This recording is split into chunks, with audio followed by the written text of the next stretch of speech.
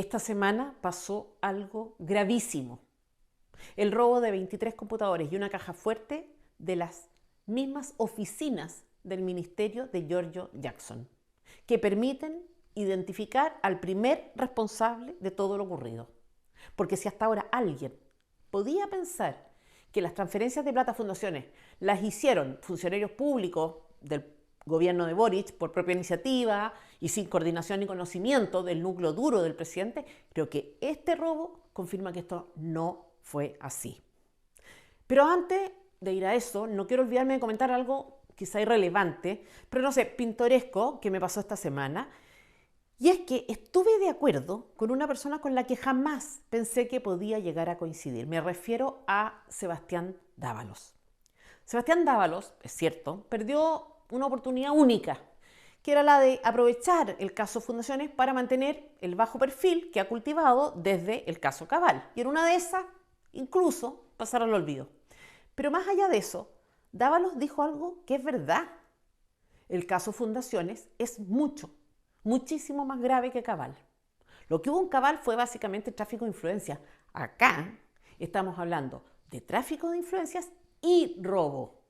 Desvío de recursos públicos que estaban destinados, además, a cubrir necesidades de los más pobres hacia grupos de interés político, incluidos amigos, parientes, afines al gobierno. Todo perfectamente coordinado, ahora no quedan dudas, y visado por el gobierno central. Un robo que responde a un esquema importado de España. Hace falta una estructura económica autónoma que vaya a permitir acoger a una buena parte de los cuadros militantes que hoy se están dedicando a los trabajos institucionales, porque la militancia, como todo el mundo sabe, no se sostiene solo del aire. Modelo que consiste en la creación de fundaciones, aparentemente ciudadanas, que cumplen con dos funciones. Primero, captar personas con más facilidad que lo hace un partido político, porque el interés político se disfraza de lo que sea, feminismo, ecologismo, indigenismo, etc. Y segundo, acceder a fondos públicos a fin de que los activistas o militantes de partidos tengan de qué vivir cuando son oposición. En fin, quiero analizar los detalles de este robo, pero antes de llegar a eso, hoy día la oposición, la derecha, no tiene salida. Si acá no hay malversación de recursos públicos, que es el fundamento jurídico para una acusación constitucional, entre otros, no sé dónde. Y si hasta ahora no ha actuado concertadamente, me refiero a estar alineada detrás de una gran acción legal para perseguir la responsabilidad del núcleo duro que rodea al presidente, y no simplemente la del gore de Cachiyuyo, creo que hoy no tiene más opción que estar unida. Todos los que juraron respetar las leyes y la Constitución, con los antecedentes que están disponibles, tienen el deber republicano de llegar hasta las últimas consecuencias, porque el gobierno ha estado justificando en nombre de la legalidad el esquema utilizado para robar. Ocasionó este caso es una glosa que existe hace varios años que permite contratar de manera directa sin tantos requerimientos. O sea, ya la glosa es bastante abierta. Con esta justificación confirma, en primer lugar, que se trata de una política pública de gobierno y no de la iniciativa de tal o cual funcionario. Y en segundo lugar, que no hay ánimo de retroceso en ellos. El descaro es absoluto y sin ningún complejo. Han pasado del discurso moralista a la validación del resquicio legal. Pero el descaro solo es posible cuando las instituciones son cómplices, ya sea de manera activa o por inacción. Entonces, señores diputados y senadores, señor Contralor, el prestigio en materia de probidad es fundamental para la economía, para el país. Y ese prestigio viene deteriorándose hace años. El año 2015 Chile perdió el primer lugar en el ranking de países menos corruptos de Latinoamérica. Y eso tuvo que ver con el caso del financiamiento ilegal de la política. Cabal significó un nuevo retroceso. ¿Y qué es esto? ¿Qué va a pasar ahora? El financiamiento irregular de la política, que generó entonces una crisis de proporciones, tuvo que ver con el hecho de que partidos y políticos recibieran financiamiento por parte de empresas de una forma no prevista por la ley. El caso de las fundaciones del gobierno de Boric es mucho peor. Es un esquema para financiar la política, pero a través del robo. No es financiamiento ilegal de la política, es financiamiento vía robo de la política.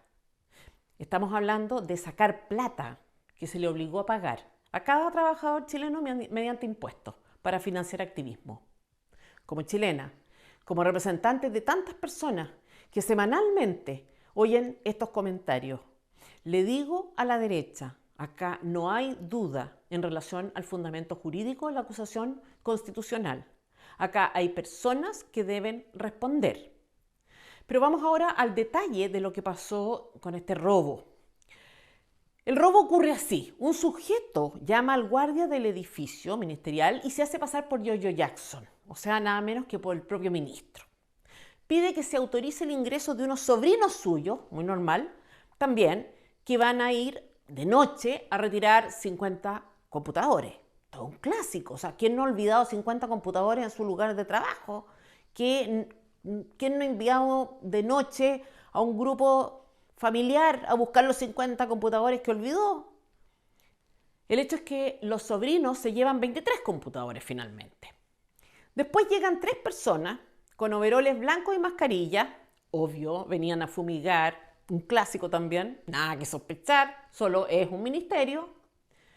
No sé cómo se llamaría esto si fuera una estrategia para ingresar a edificios públicos y sacar computadores. La cosa es que, ya sabe usted, si necesita sacar algo de la moneda, llama nomás, se hace pasar por Boric, dice que es el presidente y la hace. Una táctica nueva, decir que uno es, que no es, en fin. Lo cierto es que los sobrinos buena onda de Jackson cortan los anclajes de 23 notebooks para ya llevárselos. O sea, los sobrinos llevaban herramientas también. Y los fumigadores se llevan una caja fuerte. No sé si eso era parte de lo que el tío Giorgio dejó en el trabajo. Lo cierto es que dentro de la caja fuerte había garantías de licitaciones y tratos directos efectuados por el ministerio. ¡Qué mala suerte! Justo ahora que se estaba investigando. Lo tranquilizador es que Jackson ya está detrás de los delincuentes y tiene respaldo de todo. Eso nos dice él y la ministra vocera. Hay respaldo de todo. Que sepan las personas que están detrás de estos hechos delictuales que nosotros tenemos respaldos de la información relativa a los convenios que yo instruí en el Ministerio de Desarrollo Social. La información que se contaba en los computadores que fueron sustraídos ya se encontraría respaldada. ¿Con qué cara, ministro? ¿Con qué cara, ministra? Ustedes son, perdóneme el chilenismo, unos Cari Jackson. ¿Se dan cuenta de que insultan la inteligencia de los chilenos cuando dicen que tienen respaldo de todo? ¿Cuál sería el argumento para creer que lo que ustedes tienen y muestran es realmente todo? ¿Qué clase de idiotas creen ustedes que son los chilenos? ¿Qué clase de mafia han constituido? ¿Qué clase de instituciones tenemos? Ministro Jackson, yo no puedo asegurar que usted esté detrás de estos hechos de manera directa. Me imagino que si lo estuviera no sería tan estúpido para dejar rastro. Pero ¿sabe qué? Es su ministerio, es su oficina, es su partido, es su gobierno. Y ese robo confirma que el problema está a nivel central, tal como lo venimos diciendo hace semanas. Yo le puedo decir que sospecho seriamente de usted y que usted nos ha dado demasiadas razones para dudar. Y le puedo decir que incluso, aunque no hubiera dejado un solo rastro, es el responsable político de lo que está pasando y debe renunciar. Renuncia que no lo dispensa de ser acusado constitucionalmente, como debiera hacerlo también, ministra Vallejo, apenas quede al descubierto su participación o encubrimiento, si lo hubo.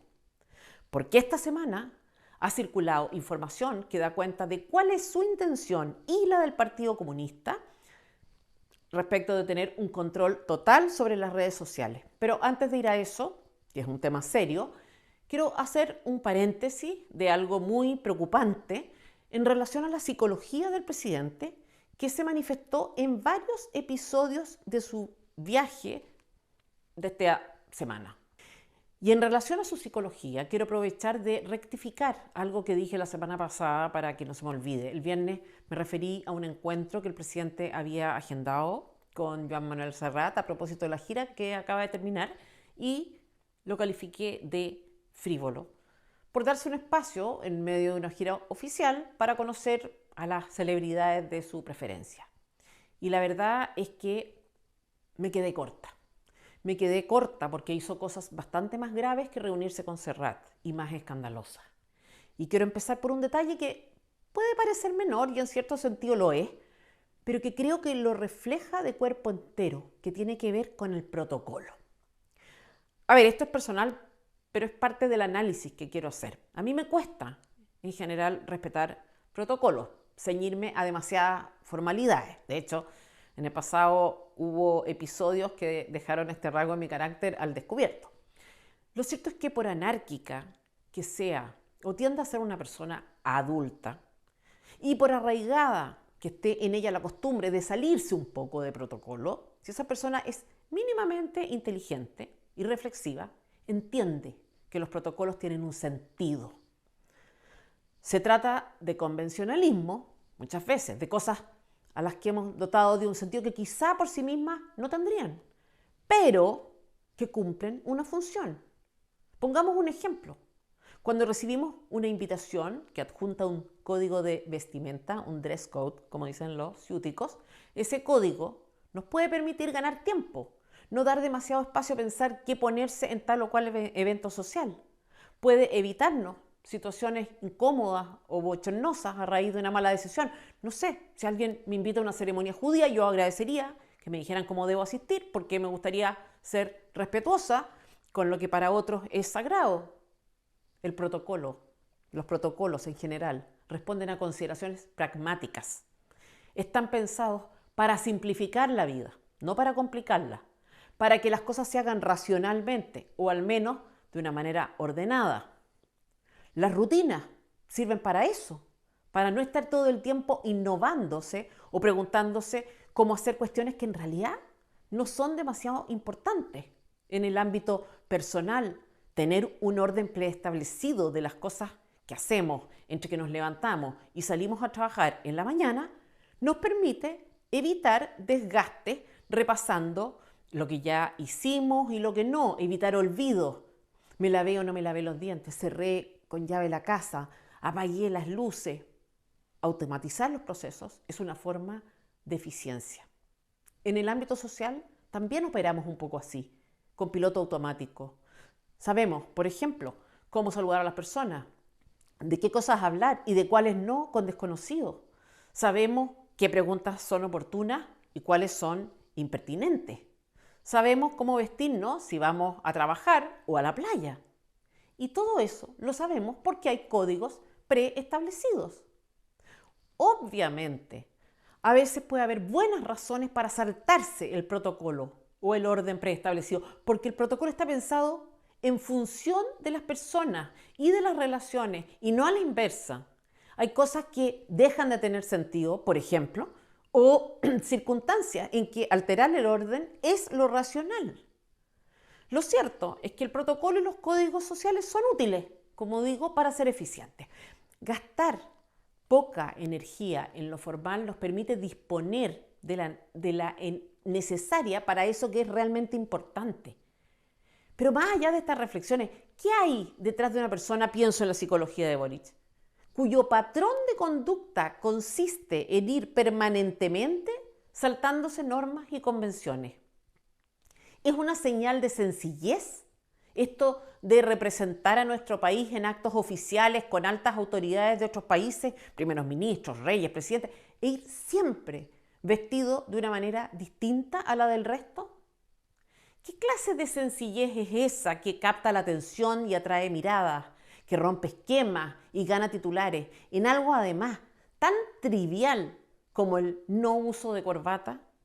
Quiero insistir, no me importa mayormente si Boric usa o no usa corbata, me importa ver al presidente de mi país desafiando de manera permanente los consensos sociales y me importa porque eso de hacer de su conducta una constante performance significa algo. Detrás de esta actitud no hay, como creen sus adoradores, despreocupación, desatención o espontaneidad en relación a las formas, sino precisamente lo contrario, una atención excesiva a ellas. La obsesión por distinguirse del resto en lo meramente formal está más cerca de la frivolidad y de la rebeldía adolescente que dio un sentido genuino de la trascendencia. Y esto es muy propio, además, de